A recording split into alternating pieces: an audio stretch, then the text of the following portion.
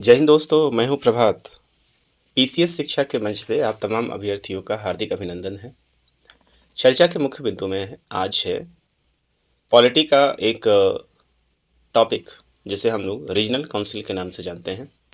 अभी अभी हाल फिलहाल में हम लोगों ने भाग 1 के अनुच्छेद 1 से 4 तक का अध्ययन किया था और अब यहाँ हम लोग उसी के सेक्टर में एक और छोटा सा टॉपिक आया हुआ है जिसे हम लोग रीजनल काउंसिल के नाम से जानते हैं।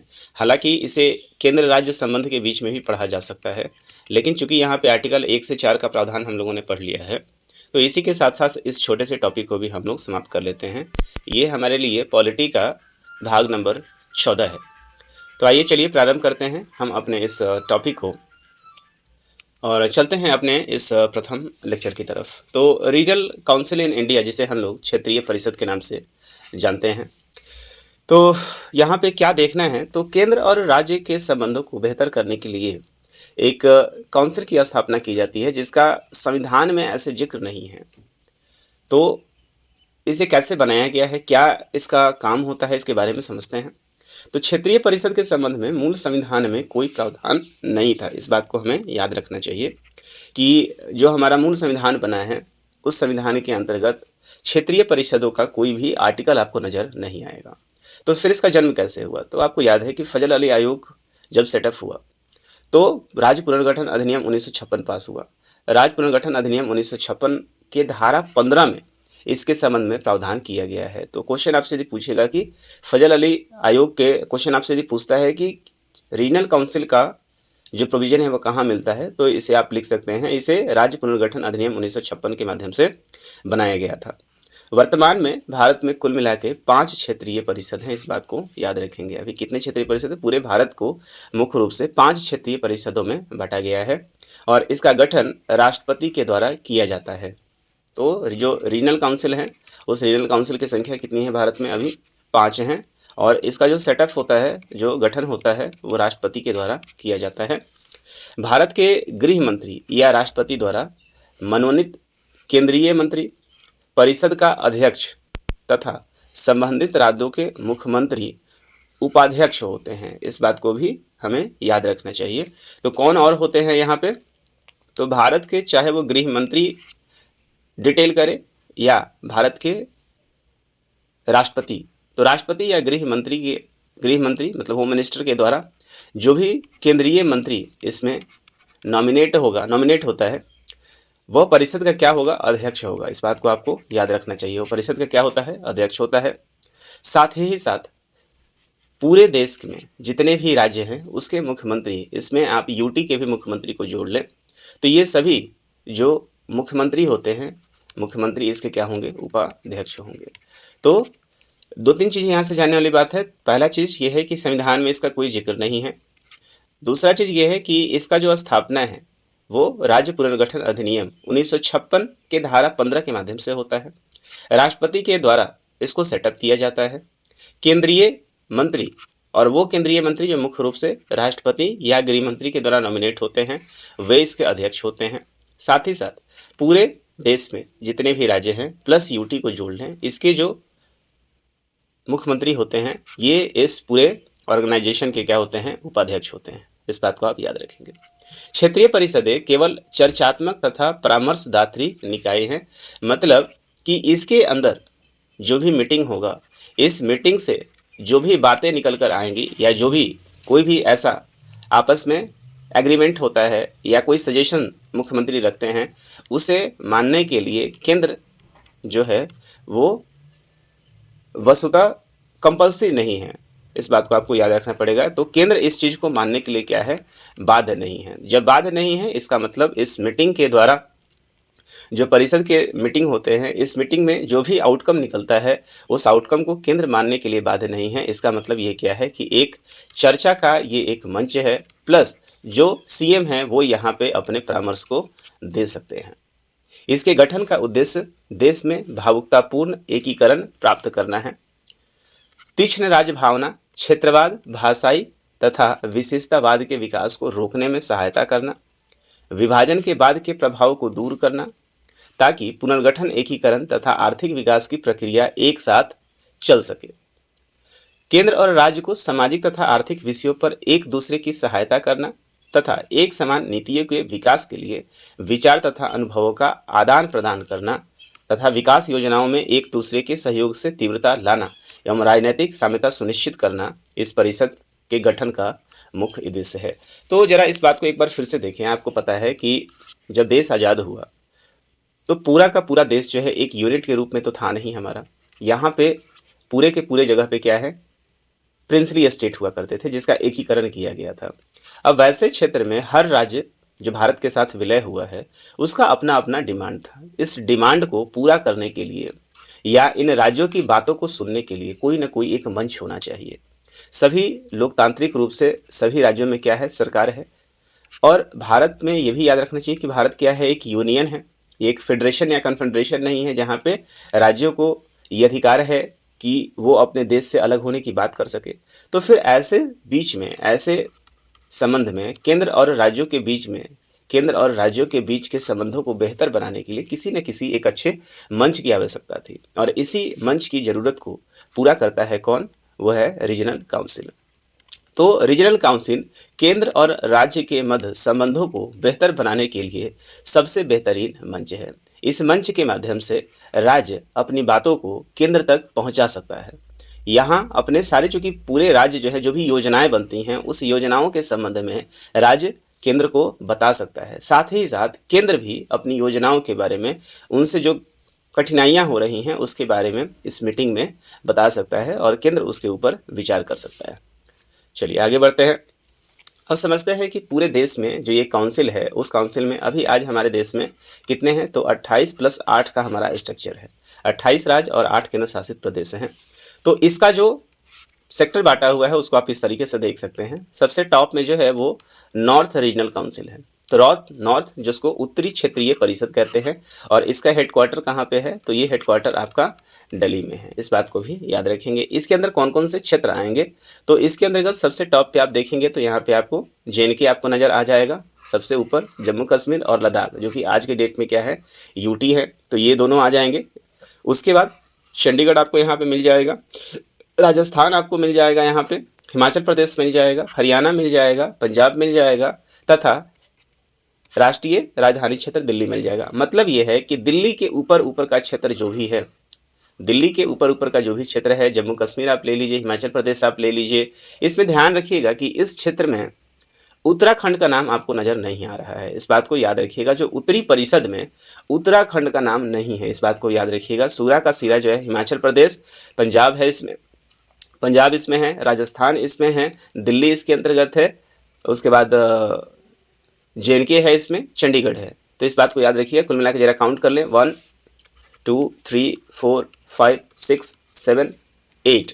तो UT को मिला के कुल मिला के यहाँ पे कितने हैं, 8 जो हैं वो राज्य और UT है, जिसके अंतर्गत 1 2 3 और 4 इसमें क्या हैं आपके पास, UT हैं और 4 जो हैं वो स्टेट हैं। तो स्टेट के मामले में पंजाब है, हरियाणा है, राजस्थान है और हिमाचल प्रदेश है। तो ये 4 राज्य हो गए और 4 UT हैं, जम्मू कश्मीर, लद्दाख, चंडीगढ़ और राष्ट्रीय राजधानी क्षेत्र दिल्ली। तो ये क्वेश्चन पूछता है कि ये बताइए इनमें से कौन सा क्षेत्र उत्तरी क्षेत्रीय परिषद में नहीं आता है। तो इस बात को आपको याद रखना चाहिए। तो ये हमारा नॉर्थ काउंसिल है, नॉर्थ रीजनल काउंसिल है, जिसका हेडक्वार्टर कहाँ है, दिल्ली में है। दूसरे पे चलते हैं, मध्य क्षेत्रीय परिषद की तरफ चलते हैं और इसका राजधानी कहाँ, इसका जो हेडक्वार्टर है वो हेडक्वार्टर कहाँ पे है, प्रयागराज में है। प्रयागराज जिसको पहले हम लोग किस नाम से जानते थे, तो इलाहाबाद के नाम से हम लोग जानते हैं। तो इसमें कौन कौन सा एरिया आता है, तो इसमें मध्य वाले क्षेत्र में आपको सबसे टॉप इधर आ जाएगा। सबसे ऊपर आप देख लीजिए कि उत्तर प्रदेश है।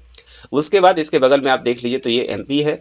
उसके बाद आप देखेंगे उत्तराखंड। तो यहाँ पे उत्तर प्रदेश चूँकि पहले उत्तराखंड का ही भाग था तो इसको एक साथ लिया गया है, उत्तर प्रदेश, उत्तराखंड और फिर आप MP के बगल का क्षेत्र जो देख लेंगे उसको हम छत्तीसगढ़ के नाम से जानते हैं। तो ये क्षेत्र जो है आपके, इसके अंतर्गत आप देखें कि कोई भी UT नहीं है और कुल मिला के इसके अंदर भी 1 2 3 और 4 है। तो 4 राज्यों का ये ग्रुप है और इसे हम लोग क्या कहते हैं, मध्य क्षेत्रीय परिषद के नाम से जानते हैं। हेडक्वार्टर इसका कहाँ पे है, तो प्रयागराज है। एक बार फिर से देख लीजिए, इसके अंदर आने वाले क्षेत्र कौन से हैं, UP है, MP है, छत्तीसगढ़ है और उत्तराखंड है। इस बात को आप याद रखेंगे, उत्तराखंड है। तो कुल मिला के ये 4 जो राज्य हैं वो मध्य क्षेत्रीय परिषद के अंदर आते हैं। अब चलते हैं हम लोग दक्षिणी क्षेत्र की तरफ। तो देखिए हमारे पास कितने हो गए, 8 हो गए, 4 हो गए, टोटल 12 का हो चुका है। दक्षिण क्षेत्रीय परिषद में चलते हैं। तो दक्षिण में आप ये कहाँ से स्टार्ट हो जाता है, तो देखिए हम लोगों ने चूंकि यहाँ पे छत्तीसगढ़ तक ले लिया है, तो फिर यहाँ से होता है आंध्र प्रदेश, उसके बाद आ जाइए तेलंगाना, उसके बाद आ जाइए केरल, फिर आ जाइए आप कर्नाटका, फिर आइए आप तमिलनाडु, फिर साइड का ले लीजिए आप पौंडीचेरी जो कि यूटी है। तो यहाँ पे कितने हो गए, 1 2 3 4 5, 5 राज्य हैं और एक यहाँ पे केंद्र शासित प्रदेश है। कुल मिला के यहाँ क्षेत्र हो गए 6। तो दक्षिणी क्षेत्रीय परिषद के अंतर्गत अब हमारे पास कितने हैं, 6 हैं। तो इस बात को भी याद रखिएगा। हेडक्वार्टर इसका कहाँ पे है, चेन्नई में है, जो कि आप तमिलनाडु के क्षेत्र में देख सकते हैं। एक बार फिर से देखें हम लोग, तो दक्षिण क्षेत्रीय परिषद में कितने आ जा रहे हैं, 6 आ रहे हैं, जिसमें 5 राज्य, एक केंद्र शासित प्रदेश हैं। तो आंध्र प्रदेश शुरू करें, आंध्र प्रदेश 1, तेलंगाना 2, उसके बाद नीचे की तरफ चलें हम लोग तो केरल 3, केरल जो है आपका 3 हो जाएगा, तमिलनाडु यहाँ पे 4 हो जाएगा, कर्नाटका यहाँ पे 5 हो जाएगा। तो ये 5 राज्य हो गए और इसी के साथ जो है एक यूटी हो जाएगा पांडिचेरी। तो ये क्षेत्र जो है वो कौन सा क्षेत्र आपका हो जाएगा, तो इस क्षेत्र को हम लोग, इसमें ध्यान दीजिएगा, दक्षिण वाले क्षेत्र में जो नाम है वो कोई एक और क्षेत्र है जिसका नाम नहीं आ रहा है। तो जी हाँ, इसमें कोई एक क्षेत्र है जिसका नाम नहीं आ रहा है, वो है आपका महाराष्ट्र। तो महाराष्ट्र का नाम जो है वो दक्षिण क्षेत्रीय परिषद में नहीं है, इस बात को भी आप देखते चलें। तो ये 30 है और यहाँ पे संख्या कितनी हो गई, 6 हो गई। तो 8 जो है वो उत्तर में थे, 4 जो है वो मध्य में थे और 6 जो है वो कहाँ हो गए हैं, आपके दक्षिण में हो गए। तो कुल कितने हो गए, 18 हो गए। आगे देखते हैं। अब चलते हैं पूर्वी क्षेत्रीय परिषद में। तो पूर्वी क्षेत्रीय जो परिषद है वहाँ पे मतलब ये कुल मिला के नॉर्थ ईस्ट का क्षेत्र आपका ये पड़ जाएगा। तो यहाँ देखते हैं, तो पूर्वी क्षेत्रीय परिषद में सबसे पहले एक यहाँ पे ले लें, तो यहाँ से आप बिहार को ले लें। तो ये वाला एरिया क्या है, बिहार आपका हो जाएगा। इसके अंतर्गत आपका उसके नीचे जो है झारखंड हो जाएगा, उसके बगल में क्या हो जाएगा, वेस्ट बंगाल हो जाएगा और फिर जो है वो आप यहाँ पे देख लें तो उड़ीसा हो जाएगा। तो ये पूर्वी क्षेत्र है। अभी ध्यान ये रखिएगा कि नॉर्थ ईस्ट एक अलग से बना हुआ है, जो पहले नहीं था, बाद में बना। तो पूर्वी क्षेत्रीय परिषद में आपको यहाँ पे कौन नज़र आ रहा है, बिहार, झारखंड, पश्चिम बंगाल और उड़ीसा। तो ये हमारे पास कितने हो गए, 1 2 3 एंड 4। तो 4 जो है ये चौथा आपका यहाँ पे हो गया। तो 4 यहाँ पे हो गए। तो इसके पहले हम लोगों ने 18 और इसके पहले हम लोगों ने देख लिया था, पहले वाले में थे 8। एक बार फिर से कैलकुलेट कर ले हम लोग। नॉर्थ में थे कितने, 8, उसके बाद मध्य में थे 4 और फिर थे 6।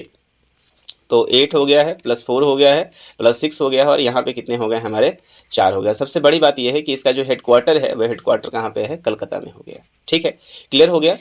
तो पूर्वी क्षेत्रीय जो परिषद है हमारा, पूर्वी क्षेत्रीय परिषद में सबसे पहले आ जाएगा बिहार, बिहार के नीचे हो जाएगा झारखंड, झारखंड के बगल में हो जाएगा उड़ीसा और उड़ीसा के साथ आप देख लेंगे कि हो जाएगा वेस्ट बंगाल। इसको आप याद रखेंगे। तो ये हमारा कौन हो जाएगा, पूर्वी क्षेत्रीय परिषद हो जाएगा। हेडक्वार्टर जो है इसका क्या हो जाएगा, कोलकाता हो जाएगा। अब चलते हैं पश्चिम की तरफ। ये पूरा पश्चिम वाला क्षेत्र है। पश्चिम वाले क्षेत्र की बेसिकली शुरुआत कहाँ से हो रही है, तो मैंने बोला था कि वहाँ महाराष्ट्र नहीं आ रहा है। तो ये वाला हिस्सा जो है आपका, ये महाराष्ट्र यहाँ पे हो जाएगा, नंबर 1 पे आप देखें।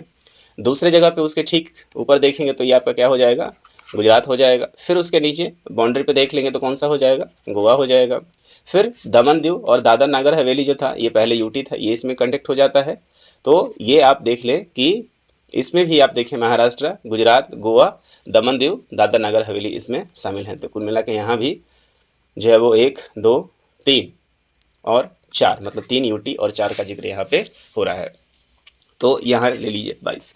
तो कुल मिला के और इसके अलावा अब देखिए कौन सा हो गया हमारे पास, 8 4 12 6 18 4 22 और 4 26 का चर्चा यहाँ पे हम लोग कर चुके हैं यूटी जोड़ के। अब हमारे पास कुछ और भी क्षेत्र हैं जो पहले नाम नहीं था इसमें। तो देख रहे हैं कि नॉर्थ ईस्ट का नाम इसमें कहीं से नहीं आया है। तो नॉर्थ ईस्ट का जो नाम है वो बाद में जोड़ा गया। तो पूर्वोत्तर परिषद, जिसको हम लोग नॉर्थ ईस्ट काउंसिल के नाम से जानते हैं, ये 5 क्षेत्रीय परिषद के अतिरिक्त एक नए अतिरिक्त पूर्वोत्तर परिषद का गठन पूर्वोत्तर परिषद अधिनियम 1971 के माध्यम से किया गया था। इस बात को आप याद रखेंगे।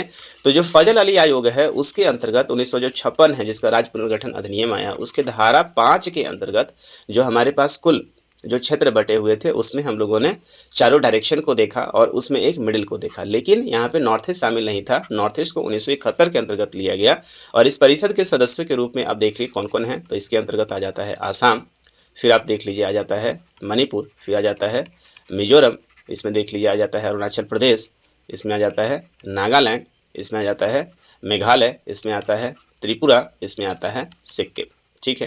तो 1 2 3 4 5 6 7 और 8। तो इसके पहले हम लोगों ने 28 का जिक्र कर लिया था और ये जो है कुल मिला के आपके पास कितने हो गए 8। तो देख लीजिए 28 + 8 का स्ट्रक्चर आपका पूरा हो जाता है। मतलब 36 जो है वो केंद्र प्लस राज्य मिलके, केंद्र शासित प्रदेश और राज्यों को मिलके ये सभी 28 + 8 का क्राइटेरिया आपको यहाँ पे मिल जाता है। तो सभी नॉर्थ ईस्ट वाला जो हिस्सा है, ये वाला जितना भी हिस्सा है, ये सब इसका किसका आता है, नॉर्थ ईस्ट काउंसिल एक अलग से बनाया गया, जिसे 1971 के माध्यम से बनाया गया है। आने वाले क्षेत्र में सभी नॉर्थ ईस्ट के स्टेट हैं, जिसमें असम, मणिपुर, मिजोरम, अरुणाचल प्रदेश, नागालैंड, मेघालय, त्रिपुरा, सिक्किम ये सभी शामिल हैं। इस परिषद का जो कार्य है, कार्य कुछ अतिरिक्त कार्यों के साथ वही हैं जो क्षेत्रीय परिषद का होता है। ये परिषद एक एकीकृत तथा समन्वित क्षेत्रीय योजना बनाती हैं, जिसे साझे महत्व के विषय में सम्मिलित होता है और इसे समय समय पर सदस्यों द्वारा क्षेत्र में सुरक्षा तथा सार्वजनिक व्यवस्था के रखरखाव के लिए उठाए गए कदमों की समीक्षा करना होता है। तो सारे लोग एक साथ एक मंच पे आते हैं, अपनी योजनाओं के बारे में चर्चा करते हैं। तो ये देखिए, ये हमारा कौन सा एरिया हो जाएगा, नॉर्दर्न है, जिसके बारे में हमने चर्चा कर लिया। इसके अंतर्गत आप देख रहे हैं कि ये वाला क्षेत्र को हटा दीजिए, जो कि ये एक पीओके है, ये एक्साइज चिन्ह है, इसको आप हटा दीजिए। तो फिर यहाँ से ये वाला क्षेत्र जो आप देख रहे हैं और ये वाला क्षेत्र जो आप देख रहे हैं, तो ये पूरा ये वाला एरिया लद्दाख हो जाएगा। ये वाला एरिया जो है आपका कौन सा हो जाएगा, जेएनके का क्षेत्र हो जाएगा। यहाँ पे आप हिमाचल प्रदेश को ले लीजिए, इस साइड में आप पंजाब को ले लीजिए, फिर आप यहाँ से पंजाब के बाद राजस्थान को आप ले लीजिए, राजस्थान भी इसमें शामिल था। फिर आप दिल्ली को यहाँ पे ले लीजिए, फिर चंडीगढ़ को यहाँ पे ले लीजिए, हरियाणा को यहाँ ले लीजिए। तो ये सब किसमें शामिल थे, आपके नॉर्दर्न स्टेट। तो आप देख रहे हैं कि ये सब जो एरिया जो है यहाँ तक, मतलब गुजरात के ऊपर का जो क्षेत्र है, ये क्षेत्र कहाँ था आपका, नॉर्दर्न स्टेट के अंतर्गत शामिल है। फिर सेंट्रल को ले लीजिए, सेंट्रल में हमने चर्चा किया था उत्तराखंड है, फिर उत्तर प्रदेश था यहाँ पे, फिर आपका MP यहाँ पे था, और फिर यहाँ पे क्या था आपका छत्तीसगढ़ यहाँ पे था। तो ये जो है सेंट्रल में कन्वर्ट हो जा रहा है। तो आप देखिए सेंट्रल का क्षेत्र है, इस चीज़ को देखिए आप। फिर आप देखिए ईस्टर्न की तरफ, मैंने आपको बताया था कि ईस्टर्न में कौन हो जाता है, बिहार हो जाता है, उसके नीचे झारखंड हो जाता है, उसके नीचे कौन हो जाता है, उड़ीसा हो जाता है, और फिर इधर की तरफ देखिए कौन हो जाता है, वेस्ट बंगाल हो जाता है। तो ये क्षेत्र जो है किस में आ जाता है, आपका पूर्वी क्षेत्र में आ जाता है। फिर दक्षिण में मैंने आपको बताया था कि दक्षिण में कहाँ से स्टार्ट हो जाइए, आंध्र प्रदेश को आप यहाँ पे ले लीजिए, आंध्र प्रदेश के बाद तेलंगाना भी इसी के अंदर आ जाएगा। फिर उसके बाद तमिलनाडु यहाँ पे आप ले लीजिए, फिर इसके बाद आप यहाँ पे केरल ले लीजिए, और फिर यहाँ पे कर्नाटका ले लीजिए। तो ये पूरा का पूरा क्षेत्र किस में आ जाएगा, दक्षिण में आ जाएगा। फिर आप वेस्टर्न को ले लीजिए, वेस्टर्न में आप देखिए यहाँ पे गुजरात को ले लीजिएगा आप यहाँ फिर महाराष्ट्र को आप ले लीजिएगा, और महाराष्ट्र के बाद और इसमें क्या बच जाएगा, महाराष्ट्र हो जाएगा, इसमें गोवा को ले लीजिएगा, इसी में दमन एंड दीव को ले लीजिएगा। तो ये सारे क्षेत्र जो है वो आपके किस में आ जाएंगे, तो ये सारे क्षेत्र आपके वेस्टर्न में आ जाएंगे।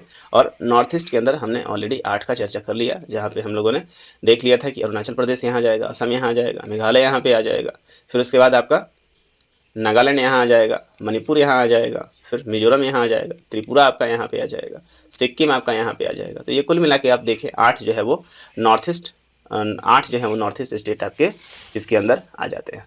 ठीक है, तो इस तरीके से हम लोगों ने यहाँ पे कुल मिला के 28 + 8 का जो है वो स्ट्रक्चर अब फॉलो कर लिया है, और इसके साथ रीजनल काउंसिल से इससे ज़्यादा फैक्ट नहीं पूछा जाता है।